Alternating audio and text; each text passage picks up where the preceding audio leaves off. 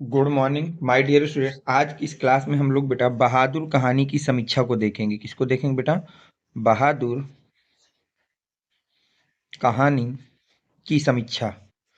अगर मैं आपसे इस क्वेश्चन की बात करूं बेटा, तो हर साल यूपी बोर्ड के समीक्षा, अगर मैं आपसे बात करता हूं, यूपी बोर्ड के हर साल के 7 सेटों में से 3 सेटों में ये क्वेश्चन आपका हमेशा पूछा जाता है। आप किसी भी साल के सातों सेट को उठा करके देख लीजिए कि बहादुर कहानी के चरित्र चित्रण की समीक्षा कीजिए।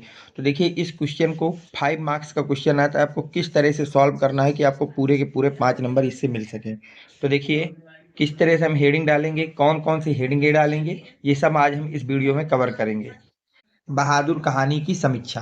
तो देखिए, बहादुर कहानी मध्यम वर्गीय परिवार में नौकरी करने वाले बहादुर नाम के नेपाली लड़के पर आधारित एक समस्या मूलक कहानी है।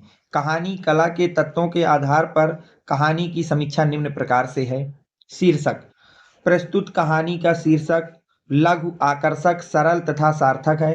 कहानी की कथा इसके प्रमुख पात्र बहादुर के चारों ओर घूमती है, अतः शीर्षक की दृष्टि से बहादुर कहानी एक सफल रचना है। ये हो गई पहली हेडिंग। सेकंड हेडिंग पड़ेगी बेटा कथानक।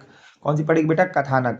तो प्रस्तुत कहानी में लेखक ने समाज के भेदभाव को उजागर किया है। बहादुर 12 से 13 वर्ष की उम्र का एक गरीब लड़का है। वह एक साधारण परिवार में नौकर है, जिसका मुखिया स्वयं एक लेखक है। प्रारंभ में कुछ दिन तक उसका बड़ा आदर सत्कार होता है, किंतु कुछ दिन बाद वह लेखक के घर वालों के डांट मार खाने लगता है। पहले तो उसका बहुत आदर सत्कार होता है, लेकिन समय के साथ साथ लेखक के घर वाले उसको डांटने लगते हैं और मारने भी लगते हैं। रिश्तेदारों द्वारा बहादुर पर चोरी का आरोप भी लगाया जाता है, और रिश्तेदारों के द्वारा बहादुर के ऊपर चोरी का आरोप भी लगा दिया जाता है। कहानी का कथानक रोचक, सुगठित, संक्षिप्त तथा समस्या प्रधान है। इसमें बताया जाता है कि मात्र पूंजीपति ही श्रम का शोषण नहीं करते, वरन सामान्य मध्यम वर्ग भी इस कुकृत्य में पीछे नहीं है। इस प्रकार कथानक तत्व की दृष्टि से यह एक सफल कहानी है। अगली हेडिंग पड़ेगी बेटा समीक्षा में पात्र का चरित्र चित्रण। किसका बेटा? पात्र तथा चरित्र चित्रण। तो देखिए, प्रस्तुत कहानी में पात्रों की संख्या सीमित है। बहादुर निम्न वर्ग का प्रतिनिधित्व करता है। कहानी का मुख्य पात्र बहादुर है। गृह स्वामिनी निर्मला तथा उनका बेटा किशोर, रिश्तेदार, उसकी पत्नी और लेखक कहानी के अन्य पात्र हैं। बहादुर ईमानदार, मेहनती और स्वाभिमानी लड़का है। निर्मला साधारण महिला है। किशोर शान शौकत में रहने वाला लड़का है, जो कम साधन होते हुए भी रईसों की नकल करते हैं। इस प्रकार पात्र और चरित्र चित्रण की दृष्टि से बहादुर एक सफल कहानी है। नेक्स्ट हेडिंग पड़ेगी बेटा भाषा शैली। तो इस कहानी की भाषा कथा प्रशंसक के अनुकूल, व्यवहारिक एवं प्रवाहपूर्ण है तथा शैली आत्मपरक है।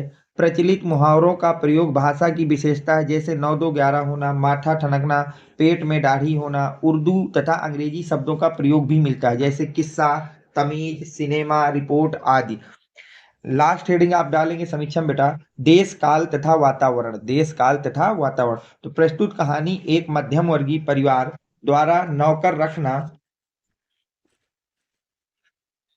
तथा सामंती व्यवस्था के अनुकरण पर उससे अधिक कार्य लेना, उचित व्यवहार न करना, झूठा प्रदर्शन करना आदि के द्वारा कहानी के वातावरण को सजीवता प्रदान की गई है। झूठा दिखावा, ईर्ष्या एवं बनावट आदि के वर्णन में निम्न मध्यम वर्गीय मनोवृत्ति को स्पष्ट दर्शन से वातावरण सजीव हो गया है।